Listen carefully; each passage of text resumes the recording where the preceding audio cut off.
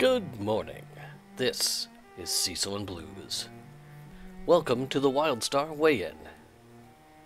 Today we are looking at the patch notes that were provided to us earlier this week that detail the final feature pass for the beta leading up to launch.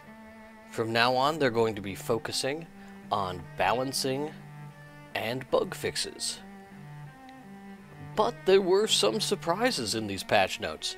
So we're going to go over some of the notes. I'm going to provide some of my own thoughts. And then we're going to wrap it up with a post made by Mike Donatelli, I believe on Wednesday, that talked a little bit about the Elder Gem system and where it might be going after launch. Let's jump in to the patch notes. We had some silly notes, and I'm going to start with those first. My favorites, players can now enter the outhouse and sit on the toilet. I think that couldn't possibly be more valuable. But since our players can't take off their underwear, it's probably going to cause more problems than it helps when you think about it. Next note. Draken women can no longer swim vertically like dolphin on top of the water because, well, they're not dolphins. This is an example of a note of a bug fix that I wish I knew about, because now I can only imagine in my mind the majestic majesty of a Draken female floating across the rivers like a trained dolphin, and I can only hope that the /clap emote worked. It is a beautiful sight. But in addition to some funny patch notes, we also received some balance issues. There are lots and lots of balance changes for the classes, and I will not focus on many of them because they are so wide-changing and ever-evolving that I don't think it's worth covering issues of minor or even major changes to class abilities until the game is live. But things that have more dramatic impact on the game, that have a wider reach, that maybe talk more about a direction, those I'll focus on. And there was a note in Stalkers about entering stealth will now despawn pets and scan bots to prevent them from giving away your position. In addition, several abilities have been updated to no longer show telegraphs to enemies for the Stalker. And I assume that's when you're in stealth. I can only assume. I have to imagine that if you're not stealth, that is not the case. And I think that's very valuable. I think those are both important things for a stealth class in this game. So I think that's important that they made those changes, and important that we, mention it. Then we had some quality of life improvements. Let's see. Okay, the note that they wrote here is, a completely revamped user interface has been introduced to the game. The UI will continue to be polished up over the coming months, so please pardon our dust. This is the UI they showed off, was it about a month ago now, and as beta participants, we've all kind of been sad that it hasn't actually been in the game, so I'm really looking forward to getting our hands on that finally, and I hope it kind of makes the game run smoother. I'm really looking forward to these streamlining and just the better flow of the game with more systems. Completing the Thyid or Ilium introductory tour quests, and this is a quest where you travel around, you talk to little holo projectors, and they lead you around to different important parts of your city, your auction house, your mailbox, your teleporter, that sort of thing. They will now reward the player with a new recall spell that leads to their capital city. Currently, in the last build of the game, you had two different recall spells. One that took you to your house, if you had one, and one that took you to your bind point. So you could bind at various cities around the world. It was like a little Stargate little thing that you did, and that is where you would teleport to. And now they're adding a third one that is a permanent recall to your capital city, which is great. I think that's important because of the way Wildstar's zones are set up. Once you get to around level 20, you are on different continents than your home city. Either you're on the moon for a while, or you're visiting a third continent that's not connected to either of the faction cities, and the zones there are connected and contiguous, but if you want to get back to your faction city, you had to, like, take taxis all the way back to the entrance to the zone to take your spaceship back. So it's always felt like it was more convenient to always keep a bind to your capital city. So I'm glad that that no longer is an issue, and now we can have a bind at our local questing hub as well. I think it's great. Stormtalon's Lair and the ruins of Kelvaroth no longer require players to discover the entrances in order to queue for them. This was something that they rolled back. Most dungeons in the game require you to discover the entrance in order to queue for them. And I think that's important. I think it's important to know where things are in the world. But in the case of Stormtalon's Lair and Kelvaroth, it was likely that you were going to be over level 20 before you completed the quest series that led you to these dungeons.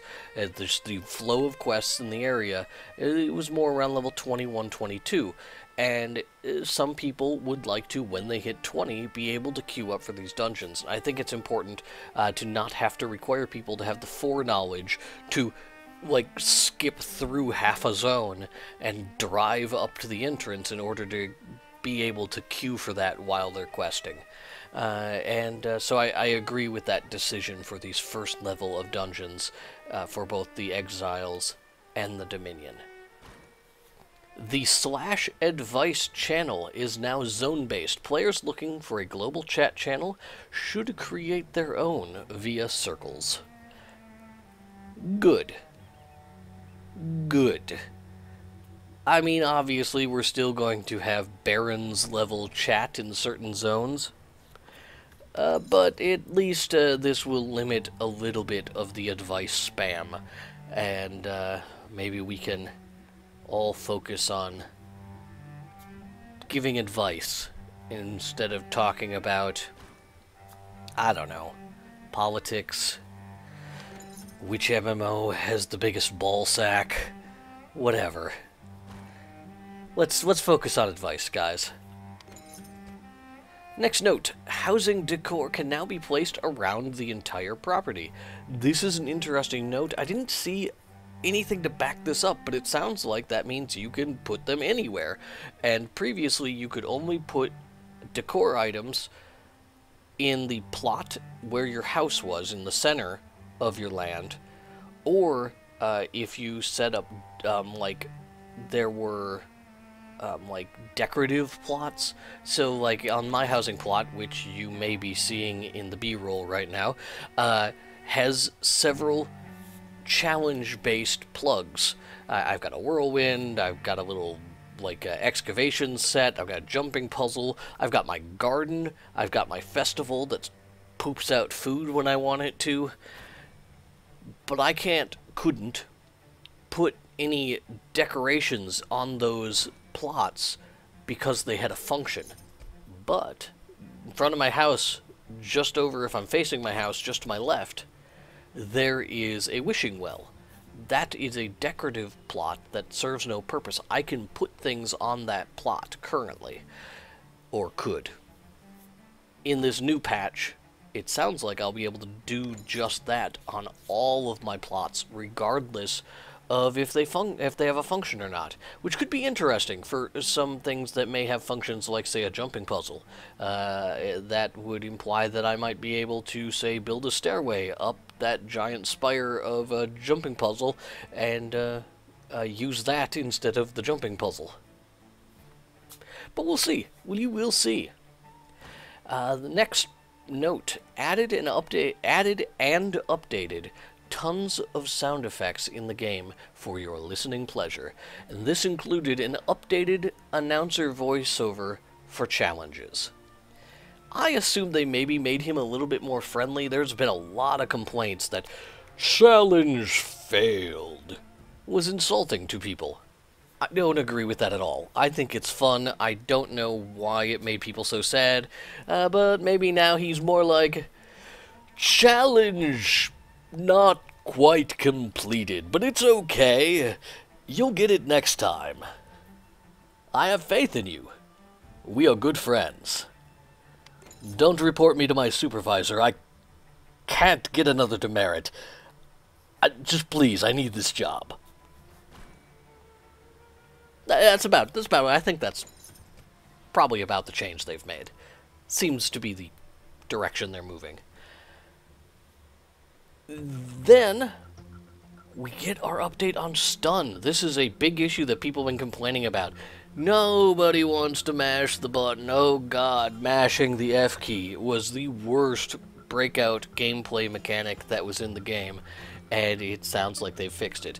They have removed F mashing from this. You can still have it in certain item interactions, but at least in those interactions, much less mashy required. Stun breakout, especially when it came to PvP, required a macro. If you did not have a macro or a macro keyboard, it took you too long to break out of stuns in comparison to someone who was utilizing a keyboard macro of some sort. So I enjoy this new change, which they describe as, instead of rapidly pressing the interact button, a random movement button, forward, backwards, left, or right, will be selected and displayed in the middle of the screen. And then you press and hold that button. And one of the devs did post up a video of it, but I felt this was pretty descriptive. It's a perfect change. It's random, so it's not an automatic thing. It still requires you to think. And you may get lucky and you may be running that direction when you get stunned, but, you know, it may require you to think a little bit. Next note, this is one that I look forward to a little bit clarification. Higher difficulty encounters and creatures have been added throughout the world. These creatures will grant larger quest credit and XP for those willing to take on the added difficulty. I love this concept, I love this idea. And I'm of two minds. On one hand, I want to say, this is great as long as they're off to the side and they don't cause problems for other people. On the other hand, this is great, and I hope they wander through the zone and randomly kill people, because in my memory, one of the seminal moments of, like, playing World of Warcraft was walking around Ungoro Crater, and then just all of a sudden being thrown through the air because T-Rex snuck up behind me. And that's so much fun! So I hope that there's a little bit of that. I hope that, like, I don't want it overused. You know, I don't want every zone to constantly have to be spinning my camera, worried about being ganked by the elite that requires 5 people to fight it. But I want it there sometimes. So I hope they do a good job of integrating that into the game. Along this same line, the group XP bonus has been increased for open world groups. Ungrouped players should no longer earn more per kill than players that are grouped. This was a very important change. This was something that was discussed on the forums. They showed a couple of players got together and recorded their combat logs and showed that when they were in a group, they actually got less experience for beating up on the same monsters than if they would group up and they'd fight it. And this is what the experience they got, even 50% share, with a, XP bonus of some sort. And then they would ungroup, and they would both attack the same monster again in the same fashion. And both of them came out with more XP. So it was just more efficient for them to not be in a group, and that seems very antithetical to the whole MMO process. So I'm glad that they have increased this bonus and make it more desirable to be in a group, especially at those low levels. I've played with friends and I found that it was inconvenient to be in a 3-person group going through the starting zones, because It just made completing quests a pain in the butt. It was just easier to do them solo. So I'm hoping this addresses that issue, and I'll definitely be digging into it over the next couple of beta weekends to confirm that. Next, character creation. We were caught off guard a little bit, so let's focus on the most important note first. Added new character hair options. Yep. I think that's the most important out of these three notes. The hair options. I mean, who would have thought? Who would have thought more character options for hair leading up to launch? That's a huge surprise. I never would have expected that the artists were continuing to develop hair, and I'm amazed.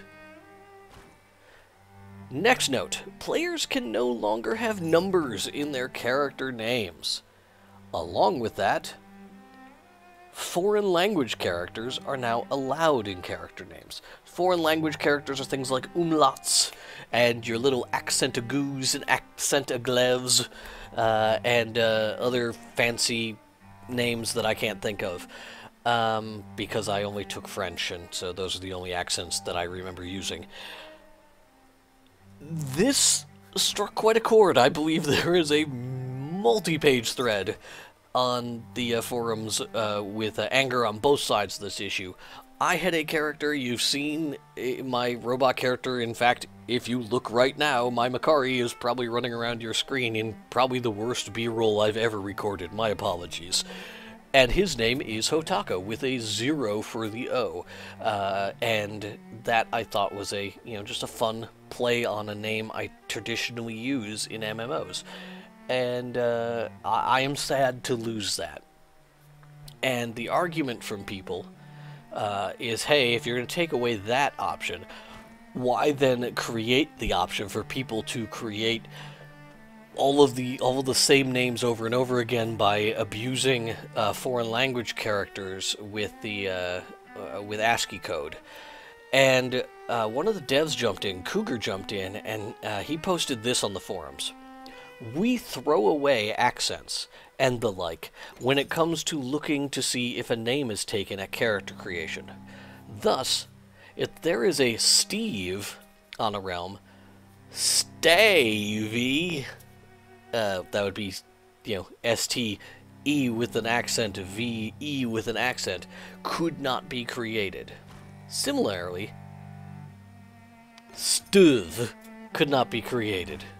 I think that's how you'd say it with an E over the umlaut. I don't know. I should study linguistics if I'm going to dive into this sort of issue. On the flip side, it is also true, if you wanted a name Sauron with umlauts, and you made that character, and you were first, and then someone came along later and wanted to create Sauron without the umlauts, they would not be allowed, because that name is already taken. So I think that's good. I think that will discourage people from making ridiculous-looking names more often than not. I don't think it'll entirely stop it, but, at the very least, you're not going to have, more than one Sephiroth and one Dark Moon Blood on your server. So that's good. And I guess there's one other note about character creation. Now offers various body types for all races and genders. Yeah. So that's a thing that came out of nowhere that no one expected and was in fact contrary to what we had been told in the past. Although I did dig through it. I guess what we were specifically told was, I'm sorry, a boob slider is not going to be added. It is out of the scope of our design. And, surprise, it was because they were doing something totally different.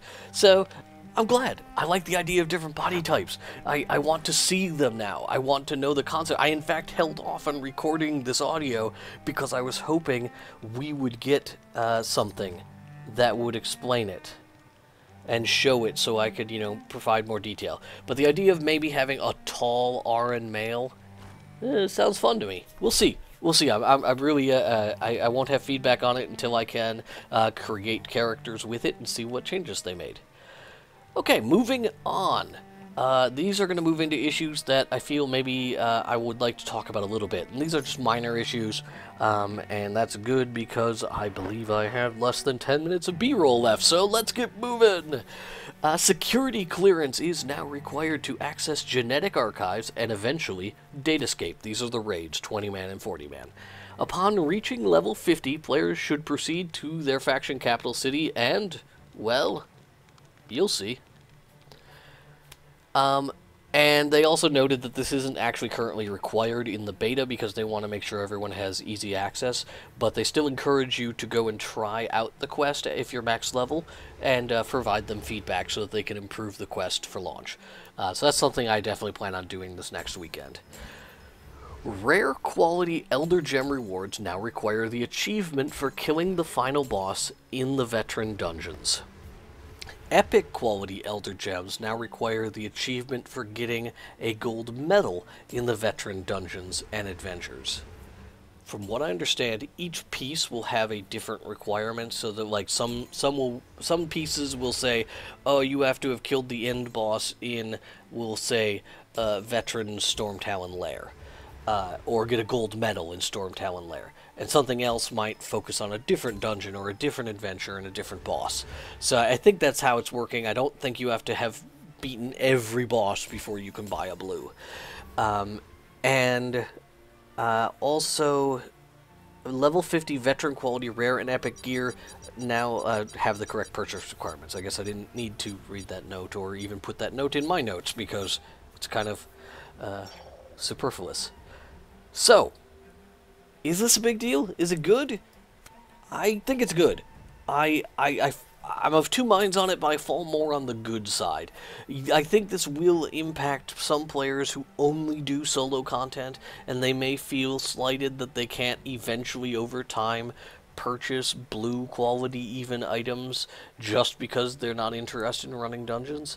But I guess they don't need to, right? I don't know.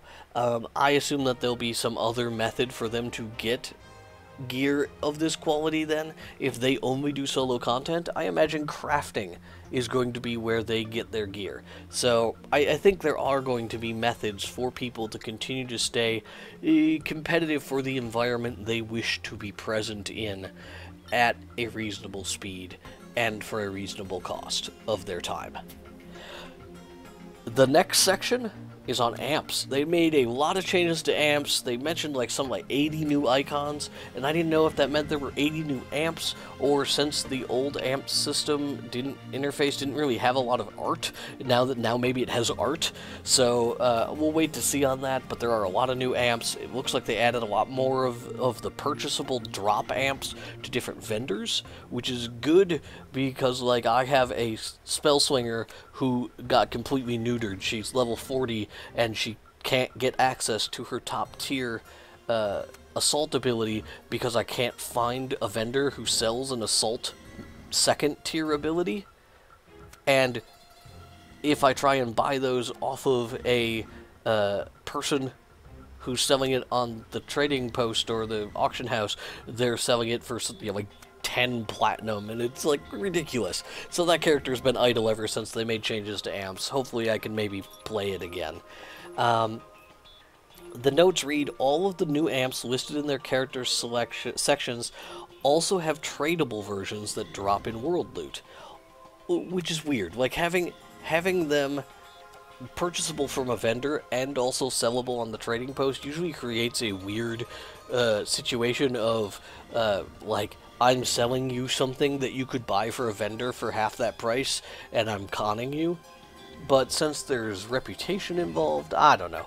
I don't know how I feel about it at all.